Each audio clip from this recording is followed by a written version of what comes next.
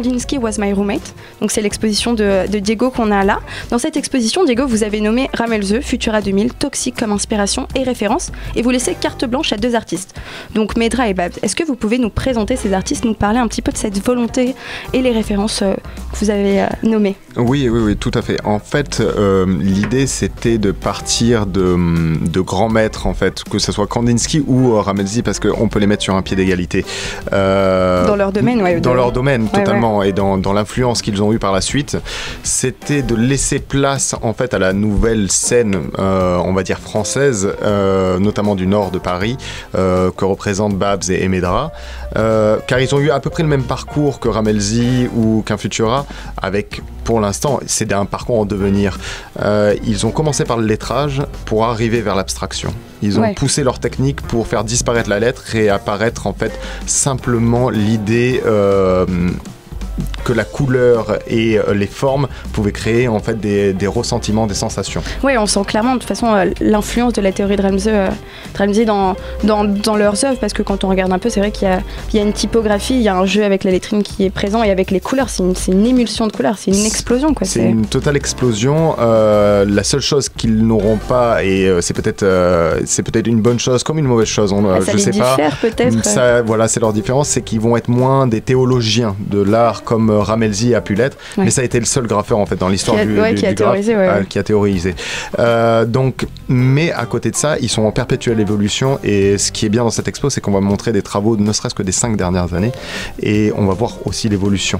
C'est des œuvres totalement originales pour l'expo, c'est une création. Elles sont toutes soit elles viennent toutes de l'atelier en réalité, mais il y en a certaines qui n'ont jamais été montrées. Il y en a d'autres qui ont été créées exclusivement pour la galerie, et à côté de ça, il y a d'autres œuvres, notamment de Ramelzi ou de Futura, qui ont été prêtées par des collectionneurs privés dans le but de les vendre, mais dans le sens aussi de compléter cette exposition. En fait, l'idée c'est que je n'aime pas et je ne veux pas faire d'exposition où je vais juste accrocher des cadres sur les murs et les vendre. C'est ça, il y a des magasins de déco qui le font très bien, et des galeries aussi de très mauvaise qualité, mais qui le font très bien. Donc l'idée c'est d'avoir toujours un fil rouge, un fil conducteur, et que la galerie se substitue un peu de temps en temps à un manque des institutions, et pour drainer du public et aussi éduquer le public. Je voudrais que les gens aillent voir un peu ce que Kandinsky a fait et s'intéressent un peu à l'histoire de l'art, et pour voir que l'art urbain est quand même un mouvement qui est fondé sur des bases où les artistes ont creusé, ont eu des recherches. La plupart du temps, beaucoup de street artistes sont issus d'études artistiques ou ont d'énormes influences comme ça. Donc, au final... Oui, même s'ils n'ont pas fait d'études, ils ont pu ils ont pu faire leur culture eux-mêmes. Bah oui, mais de toute façon, Toxic, Ramelzi, c'était des contemporains de Basquiat, c'était des contemporains de Warhol. Toxic était l'aide d'atelier de Basquiat, en fait. Voilà, donc c'est quand malheureusement il ne pouvait pas être là parce que c'est un ami et c'est aussi un des agents principaux de la galerie. Quand il raconte les histoires qu'il a avec Basquiat, vous avez l'impression de vivre une petite partie de l'histoire de l'art avec un témoignage tel que celui-ci. C'est génial. Notre galerie est un showroom pour nous. On a envie que ça fonctionne, bien entendu. Mais en plus de ça, on veut qu'elle ait une portée différente, qu'elle ait une portée sociale et culturelle. Ce qui est rare aujourd'hui dans le milieu des galeries privées. Dès qu'on est arrivé, dès qu'on a installé la galerie, la vocation a été de faire venir des groupes scolaires.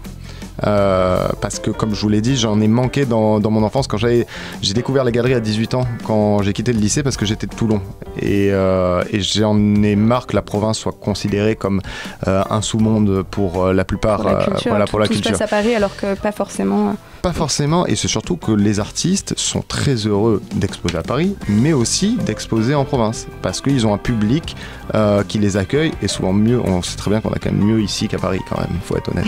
Avec mon associé, on a beaucoup réfléchi avant de s'installer à Montpellier. Aujourd'hui, on en est plutôt très satisfait, parce qu'on a un retour qui est plus positif que ce qu'on imaginait, et en fait, ça tend que vers le meilleur. J'aime aussi qu'il y ait de la vie dans la galerie, donc qui est un tournus. Sur la prochaine, qui sera au mois d'avril, à peu près, on fera une exposition sur les vieux de la vieille de l'art urbain, mais français, que ce soit des Monsieur Chat, que ce soit des C215. Donc voilà. Avec ces bonnes nouvelles, vous avez forcément des projets à venir, Aujourd'hui, c'est de sortir des murs, étant donné qu'on va arriver sur le printemps et qui va commencer à faire beau, c'est d'installer directement dans les rues et d'installer à l'extérieur de la galerie des œuvres. Aujourd'hui, c'est en discussion avec la mairie, notamment parce qu'on le fait aussi on va dire en bonne entente avec les mairies. On a un nouvel acteur culturel ici. Vous verrez sûrement vos panneaux de signalisation changer. Ah, ça j'aime. Voilà. Ça, j'aime Dernièrement, il y a aussi notre ami Megamat qui fait du pixel, qui a placé quelques petits... Ouais, j'en ai vu quelques-unes. Voilà. Il y en a une rue des Écoles Laïques juste après le DB. Ah, bah.